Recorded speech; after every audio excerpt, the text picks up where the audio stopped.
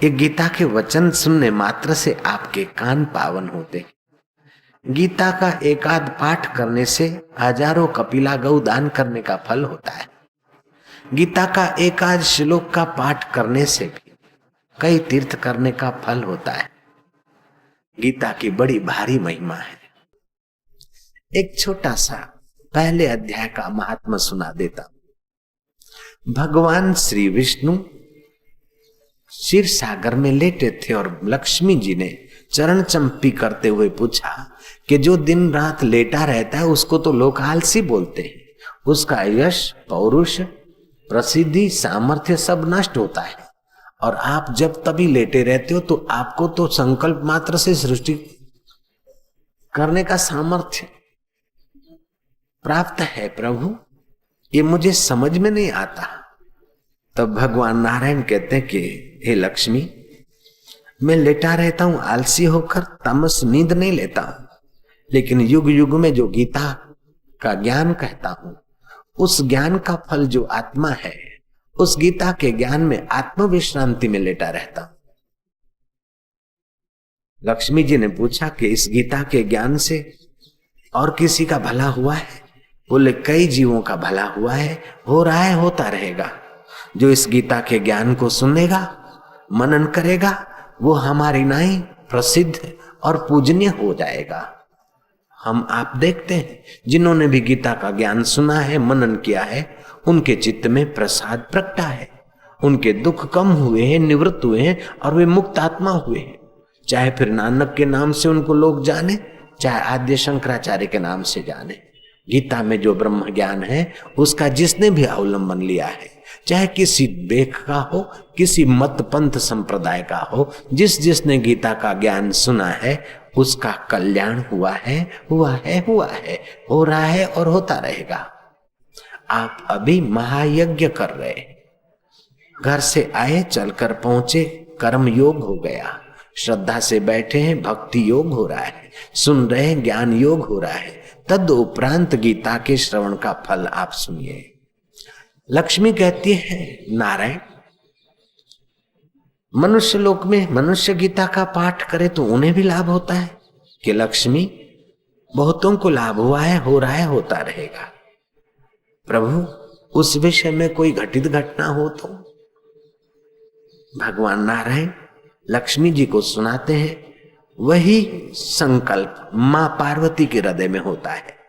शिव जी से पूछती कि आप तो भस्म लगाते हैं शमशान की और नाग पहरे हुए हैं, बागंबर ओढ़ा हुआ है और अपवित्र जगह पे रहते हैं, फिर भी लोग आपको ओम नमः शिवाय, ओम नमः शिवाय करके नवाजते हैं।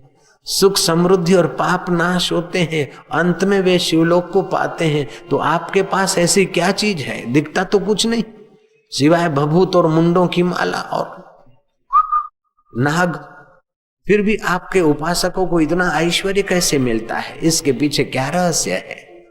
भगवान शिव जी ने कहा कि पार्वती, हम सदा उसी गीता के ज्ञान में विश्रांति पाते रहते हैं, इसलिए हमारी पूजा करने वाले का मंगल होता है। तो गीता का ज्ञान इतना बड़ा भारी महत्व रखता है। पार्वती, जैसा तू प्रश्न करती है ऐसा ही लक्ष्मी जी ने नारायण से किया था, और भगवान नारायण ने जो उनको घटित घटना सुनाई थी वही तुम ध्यान से सुनो। तुंगभद्रा नदी के किनारे एक नगर था। उस उत्तम नगर में एक बनिया रहता, दिन रात कमाना, खाना और संग्रह करना, भोग भोगना। न उपवास, न दान पुण्य, न कथा कीर्तन, न सत्संग। उस लोभी बनिया ने दिन रात पशु की नाई धन कमाया, भोगा और संग्रह किया।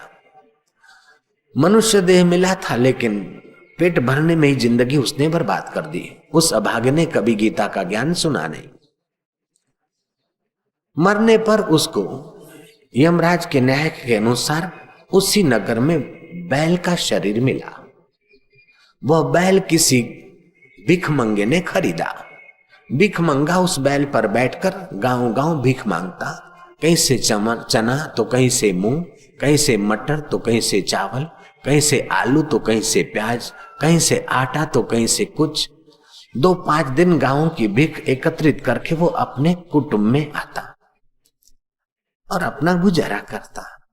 कभी कभार वो भीख मंगा व्यस्त होने से या व्यसनी होने के कारण बच्चों को बोलता कि चारा डाल दो, भूसी डाल देना बैल को। उस बैल को कभी भूसी ठीक मिलती तो कभी के एकदम कम, कभी गर्मियों में पानी से प्यासा मरता तो कभी बारिशों में भीगता रहता और जाड़ों में ठुठरता रहता। जिसने मनुष्य जन्म पाकर अपनी आत्मा का उद्धार नहीं किया, अपना कल्याण नहीं किया, तो पशु योनि में कौन उसका कल्याण करेगा। भगवान नारायण कहते लक्ष्मी ध्यान से सुन, और भगवान शंकर कहते हैं पार्वती। फिर नारायण ने क्या कहा, चित्त लगाकर सुनो। इस कथा को सुनने मात्र से ज्ञान की अभिवृद्धि होगी, प्रेम प्रकट करने का रास्ता खुलेगा और पाप नाश होंगे। ये कथा पाप नाशक है। हे पार्वती, उस बैल पर भिखारी बैठकर भिक्षा मांगाता और ऐसा उसका सिलसिला चला कुछ वर्ष। बैल बूढ़ा हो गया। भूख प्यास और जाड़ों ने और बारिशों ने बैल को जल्दी वृद्ध बना दिया। जब भिखमंगे का बोझा सहने की उसमें क्षमता नहीं रही, भिखमंगे ने 2 डंडे मारकर बैल को लावारिश किनारे धकेल दिया। सारा संसार ऐसा है। पति, पिता, पुत्र, परिवार जब तक एक दूसरे का स्वार्थ सिद्ध होता है तब तक ठीक है। हो गए बूढ़े पिताजी तो कोने में पड़े खांसते हुए, कौन पूछता है, कब तक पूछता है। हो गई माता या दादी एकदम बूढ़ी, अंग एकदम कमजोर हो गए, कौन पूछता है। सुर नर मुनि जन की यह रीति, स्वार्थ लागे करें सब प्रीति। वे लोग धन भागी हैं कि बूढ़े हो जाएं, रिजेक्ट हो जाएं, उसके पहले अपना सार्थक जीवन जीने की कला पाले। कुछ लोग ऐसा सोचते हैं कि हम अभी तो संसार की भट्टी में अपने पापड़ सेकते रहे, जब रिटायर हो जाएंगे, बूढ़े हो जाएंगे, पेंशन पाएंगे अर्थात निकम्मे हो जाएंगे, तब भजन करेंगे। भगवान निकम्मा नहीं कि निकम्मे लोगों को मिले, भगवान तो परम काम का है, हजार हजार काम। शास्त्र कहता है 100 काम छोड़कर टाइम से भोजन कर लेना चाहिए, 1000 काम छोड़कर टाइम से स्नान कर लेना चाहिए, 1,00,000 काम छोड़कर दान पुण्य का मौका मिले तो कर लेना चाहिए, क्या पता फिर क्या हो। और करोड़ काम छोड़कर हरि का ध्यान और हरि का ज्ञान भर लेना चाहिए। शतम विहाय भोक्तव्यम, शतम विहाय भोक्तव्यम, 100 काम छोड़कर टाइम से भोजन करो। शस्त्रम स्नानम आचरित, 1000 काम छोड़कर स्नान कर लो। लक्ष्यम विहाय दातव्यम, 1,00,000 काम छोड़कर दान पुण्य कर लो। कोटि त्यक्त्वा हरि भजेत, वह आदमी बुद्धिमान है, लेकिन उस बन्ये को ऐसी बुद्धि कथा से मिली नहीं। उसने कथा कीर्तन किया नहीं, साधु समागम किया नहीं, पेट पालू कुत्ते की नहीं, पशु की नहीं, वो द्विपाद पशु अपनी जिंदगी बर्बाद करता चला गया। वे लोग धन भागी हैं जो समाज के लोगों को भगवत गीता और हरि कथा का अमृत दिलाने में साझीदार होते। भगवान शिव कहते पार्वती फिर क्या हुआ, ध्यान से सुनो। और नारायण कहते लक्ष्मी फिर उस बैल की दुर्दशा कैसी हुई और उसकी गीता से सदगति कैसे हुई, वो ध्यान से सुनो। वो बैल भटकता भटकता बारिशों के दिनों में कहीं से गुजर रहा था, दलदल में उसके पैर फंस गए। शक्ति न होने से वो दबाक लेके बैठ गया। आते जाते लोगों को दया आई, किसी ने सींग पकड़ा तो किसी ने पूंछ, लेकिन अपने रगों में ताकत न होने के कारण वो दलदल में और थोड़ा धस गया। लोग कब तक निकाले, जब तक जीवात्मा अपने आप को संसार के दल से नहीं निकालता, दलदल से, तब तक दुनियादार कौन किसको निकालेगा। अगर कोई निकालता है तो भगवान या तो भगवान के प्यारे संत कृपा करके संसार के दलदल से निकाल ले तो हो सकता है, अन्यथा तो सब दलदल में ही धकेलते। कोई तुम्हारी निंदा करके भी संसार के दलदल में धकेलता है तो कोई तुमको प्रशंसा करके भी संसार के दलदल में ही धकेलता है। भगवान शिव कहते हैं पार्वती ध्यान से सुनो, लक्ष्मी जी को नारायण ने बताया उस बैल की फिर क्या दशा हुई और कैसे उसकी सदगति हुई। ठुठरता हुआ बैल पड़ा रहा, रात बीती, सुबह हुई, लोग आए और गए, कौन पूछता है। बगैया और मक्खियां बैल के शरीर का और भी कुछ रक्त चूस रही। जो मनुष्य शरीर में अपनी रक्षा नहीं करता है उसकी बहुत बुरी हालत होती। शाम हो गई, रात हो गई, तीसरे दिन का सूर्योदय हुआ, दोपहर हुआ, तीसरा दिन शाम की ओर ढल रहा है। लोग इकट्ठे हुए कि ये बेचारा मूंगा प्राणी, इसका कुछ हो जाए। दूसरों ने कहा क्या हो जाए, अब तो इसको कुछ सदगति हो जाए, मर जाए तो अच्छा, या तो निकले, लेकिन न मरता है न तरता है, क्या करे। ऐसा सोच रहे थे, आपस में विचार कर रहे थे बैल के आगे खड़े कुछ लोग। इतने में एक बुरा कर्म करने वाली बाई, जिसको वैश्या बोलते हैं, वैश्या उसको बोलते हैं जो रुपए पैसे लेकर किसी भी पुरुष के साथ रात्रि को पलंग पर शरीर का सत्यानाश करे, उसको वैश्या बोलते हैं। तो वो बुरे धंधे करने वाली वैश्या वहां आ पहुंची और उसने सारी हकीकत जान ली। लोगों ने अपना अपना पुण्य और अपना अपना सत्कर्म अर्पित किया, फिर भी उस बैल की सदगति नहीं हो रही थी। नारायण कहते लक्ष्मी को। लेकिन उस वैश्या ने हाथ में पास के दुकान से जल लेकर अंजलि भरी और संकल्प किया कि मैं जो रोज सुबह पुण्य कर्म करती हूँ, उस पुण्य का फल मैं इस बैल की सदगति के लिए अर्पण करती हूँ। उसका पानी छिटकना और बैल की सदगति होना। लक्ष्मी ध्यान से सुनो, शिवजी कहते हैं पार्वती फिर क्या हुआ, तुमको जिज्ञासा होगी। उस बैल का सूक्ष्म शरीर निकला और चंद्रमा के किरणों के द्वारा फिर वर्षा और अन्न में जाकर स्थित हुआ। वो अन्न देव शर्मा ने खाया और देव शर्मा के शरीर से पत्नी के गर्भ में आकर वो जीव स्थित हुआ। समय पाकर बालक के रूप में उसका जन्म हुआ और उसका नाम सुशर्मा रखा गया। देव शर्मा का पुत्र सुशर्मा अच्छे कुल में जन्मा। उसका पिता संध्या गायत्री जप ध्यान करता था। बच्चे को भी संस्कार मिले और त्रिकाल संध्या करते वक्त प्राणायाम होते, प्राणायाम से मनोबल, बुद्धिबल और स्वास्थ्य की रक्षा होती। वो लड़का करीब 18 साल का हुआ। उन दिनों में नगर में कोई सिद्ध पुरुष, महापुरुष, संत पधारे थे और संत ने सत्संग आरंभ किया। देव शर्मा कथा में सत्संग में गया, उसके साथ उनका पुत्र सुशर्मा भी कथा सत्संग में गया। सत्संग की दिव्य बातें सुनते सुनते देव शर्मा के पुत्र सुशर्मा को इस बात की इच्छा हो गई कि भगवान को तो हम पाएंगे तब पाएंगे, जानेंगे तब जानेंगे, लेकिन अगले जन्म में हम कौन थे ये जानना चाहते हैं। महाराज हमको दीक्षा तो दो, लेकिन हमको योग दीक्षा दो ताकि हम अगले जन्म में कौन थे ये देख लें। बुद्ध के पास 10,000 भिक्षुक और महावीर के पास 40,000 भिक्षुक रहते थे। बड़े बड़े राजा भी भिक्षुक बन जाते थे, क्योंकि बुद्ध सबको रिवर्स ध्यान सिखाते थे, महावीर रिवर्स ध्यान सिखाते थे। रिवर्स ध्यान मतलब आप आज जैसे हो अपने आईने में अपने को देखिए, देखते जाए एक टक, फिर आंखें बंद करे तो आपको अपना ही मॉडल दिखेगा। अपना मॉडल देखने में आप सफल हो गए, फिर वो आईना हटा दो, फिर भावना करो कि 2 साल पहले मैं कैसा था, वो भी दिखेगा। 5 साल पहले कैसे थे, फिर 15 साल पहले कैसे थे। अभी उम्र आपकी 22 है तो 21 साल पहले कैसे थे, 1 वर्ष के मुन्ना। अच्छा तो 21 साल नहीं 22 साल पहले कहाँ थे, कैसे थे, तो गर्भ में जिस स्थिति में थे वो अगर आप ध्यान में देख लेते तो आप चौंकते कि अरे गर्भ की जेर में ऐसे ऊंधे लटक रहे थे, कोमल चमड़ी थी, जंतु बैक्टीरिया काटते थे। बस उस गर्भ के दुख को याद करके कई लोग घर बार छोड़कर भिक्षुक हो जाते थे। महात्मा ने देव शर्मा पुत्र सुशर्मा को रिवर्स ध्यान सिखा दिया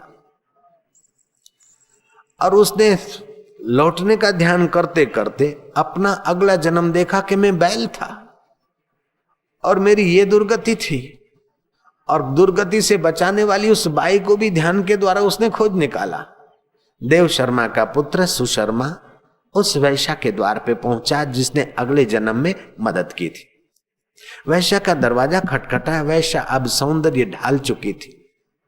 उसके सौंदर्य पे जो लोग लट्टू होते थे कामी, वो भी न जाने कहां मरे मिटे और वो स्वयं भी मरने की घड़ियों देख रही थी। इस ब्राह्मण ने दरवाजा खटखटाया। कौन है? मैं देव शर्मा का पुत्र सुशर्मा हूं, दरवाजा खोलो। वैश्या बोलती कि अरे अब मुझ बुढ़ी के हाड़ मास में रखा क्या है, क्यों अपनी जिंदगी बर्बाद करता है? मैं तो अपने पाप को रो रही हूं।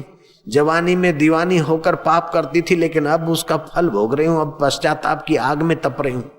तो क्यों बर्बाद होने को आया है?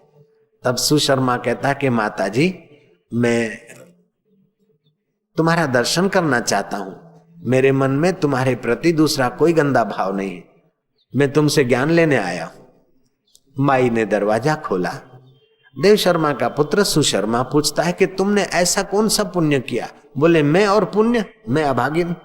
नहीं, आज से 19 साल पहले किसी बैल की सदगति करने के लिए तूने पानी लेकर संकल्प किया था कि रोज जो सुबह को पुण्य कर्म करती हूँ वो इस बैल की सदगति के लिए अर्पण करती हूँ, और बैल की सदगति हो गई थी, ये तुझे याद है? बोले हाँ, तो वो उसको और तेरे को क्या है भैया? बोले वही अभागा बैल मैं अब देव शर्मा का पुत्र सुशर्मा होकर आया हूँ। ये जीव न जाने कितने जन्मों में कहाँ कहाँ की यात्रा करके किस किस से मिलता रहता है, किस किस से बिछड़ता रहता है। अगले जन्म का बाप अभी बेटा बन के भी आ जाता है, और अगले जन्म की पत्नी कभी माँ बन के भी आ जाती है, कभी माँ बहन हो जाती है, बहन कुछ हो जाती है। ये तो संसार का चक्र खूब विचित्र चलता है। भैया मैंने तो और कोई पुण्य नहीं किया था, मैं ठहरी वैश्या। मेरे पास चोर भी आते हैं, शाहूकार भी आते हैं। एक बार चोर किसी ब्राह्मण के यहाँ चोरी करने गए, उनको ब्राह्मण देवता के यहाँ कोई सामान नहीं मिला, तो तांबे पित्तल का पिंजरा, उसमें एक तोता था, वो तोता पिंजरे सहित तोता उठा के ले आए और वो मेरे को उन्होंने दे दिया। उस तोते को ब्राह्मण ने गीता के श्लोक रटा रखे थे, तो तोता रोज सुबह सुबह गीता के श्लोक बोलता था। मैं सोचती थी कि दिन भर तो मैं पाप करती हूँ, लेकिन तोता गीता के श्लोक बोलता, और गीता भगवान के श्रीमुख से निकली है, तो मैं सुबह एक आध श्लोक उसके मुंह से सुन लेती थी। ब्राह्मण कहता कि हद हो गई, तोते के मुंह से टूटा फूटा श्लोक सुनने से तू बैल में से भूदेव बना सकती है, तो जो संत के मुंह से गीता सुनते होंगे, उसकी व्याख्या समझते होंगे, उनका हृदय कितना पवित्र होता होगा, उनका पुण्य कितना बढ़ता होगा। भगवान शिव कहते हैं पार्वती, नारायण ने लक्ष्मी को कहा लक्ष्मी, फिर वह ब्राह्मण गीता के पहले अध्याय का खूब आदर से पाठ करने लगा, और वैश्या भी श्री हरि का चिंतन करती और गीता का पाठ करते करते अपने पापों को जलाकर आखिर भगवान के लोक को प्राप्त हुई। जब दुष्चरित्र और दुराचारी व्यक्ति भी गीता का अवलंबन लेकर सतलोक की प्राप्ति करते हैं, तो कानपुर वासियों का कल्याण हो जाए, इसमें क्या शंका है महाराज? इसमें क्या आपको संदेह है? हम भी तो नरक में पड़े हैं, कलयुग के दलदल में पड़े हैं, लेकिन इन 4 दिनों में हम कलयुग में होते हुए भी कलयुग के पाप ताप और अशांति से बहुत दूर पहुंच गए थे। जयराम जी की। अभी भी हम इस अशांत युग में जी रहे हैं, फिर भी इन 4 दिनों में हम लोगों को बहुत सारी सात्विकता और सतयुग के सुख की अपने हृदय में खबरें महसूस हुई। जब ये 2-2 घंटे का थोड़ा छोटा मोटा ज्ञान यज्ञ से हमारा इतना मंगल हुआ है, अगर विधि पूर्वक जिए और शिविर भरे 4-5 दिन की, तो न जाने क्या क्या अनुभूतियों के द्वार खुल सकते हैं। और कई लोगों के खुलते हैं। अहमदाबाद आश्रम, सूरत आश्रम में जब शिविर लगती है, तो कनाडा का विज्ञानी भी आता है, तो अमेरिका का उद्योगपति भी आते, और भारत के भक्त भी आते, तो लुधियाना और हरियाणा और वहाँ के लोग भी आते। आपके अंदर में बहुत खजाना भरा है, केवल उसको अवसर मिल जाए प्रकट होने का।